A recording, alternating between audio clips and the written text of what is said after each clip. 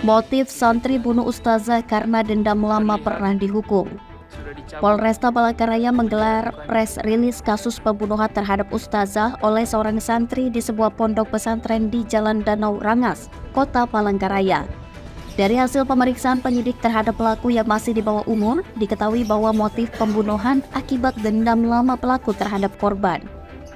Kapolresta Palangkaraya Kombes Polisi Budi Santosa Kamis 16 Mei 2024 menyampaikan, sebelum kejadian, pelaku yang baru berusia 13 tahun ini tidur di masjid lingkungan pesantren Selasa malam 14 Mei 2024.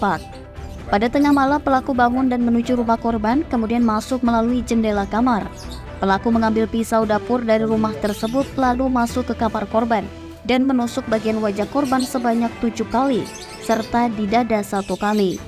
Menurut Kapolresta, motif penganiayaan berat hingga korban tewas ini bermula dari dendam pelaku terhadap korban.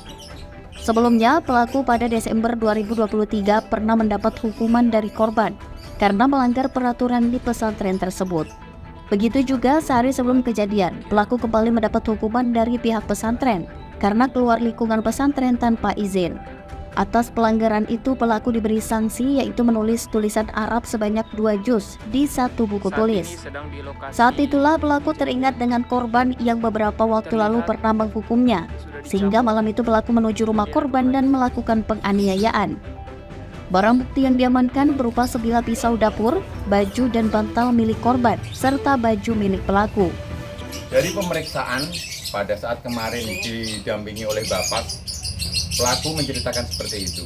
Jadi yang membuat benci dan dendam itu pelanggaran pada saat bulan Desember tahun 2023, di mana ustazah ini karena santri ini melakukan pelanggaran diberikan hukuman di jemur tersebut. Jadi memang sudah sesuai SOP kita, rekan-rekan. Kejadian-kejadian yang fatal seperti ini, pelaku langsung kita lakukan pemeriksaan psikologis. Kita sudah bekerja sama dengan Bapas dan juga psikologi dari Krimum Polda Kalimantan Tengah untuk mendampingi pelaku apakah ada mungkin indikasi lain atau mungkin ada sebab-sebab khusus lain yang bisa menyebabkan terjadinya peristiwa pidana tersebut.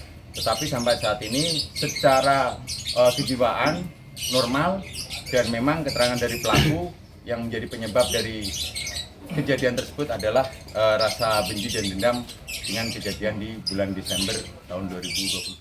Sementara itu, Ayub Daud dari Dinas Sosial Kota Palangkaraya mengatakan pihaknya hanya mendampingi pelaku selama pemeriksaan dan tahap observasi karena pelaku masih di bawah umur. Kemarin sudah dilakukan pendampingan antara pekerja sosial, pembimbing kemasyarakatan itu Bapas, kemudian dari sekolah. Dan untuk saat ini masih dilakukan observasi lebih dalam, ya. Tetapi motifnya yang dilakukan adalah sesuatu yang terjadi dengan dia sehingga dia dendam, itu aja. Kalau untuk pendalamannya belum.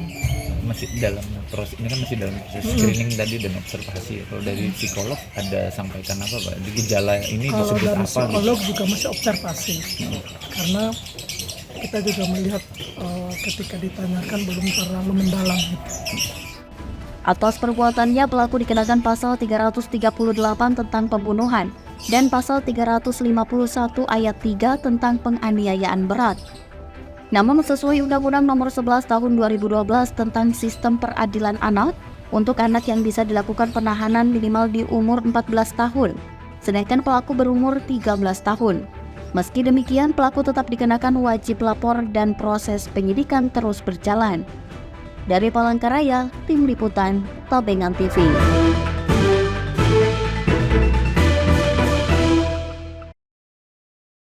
Jangan lupa like, subscribe, dan aktifkan notifikasi.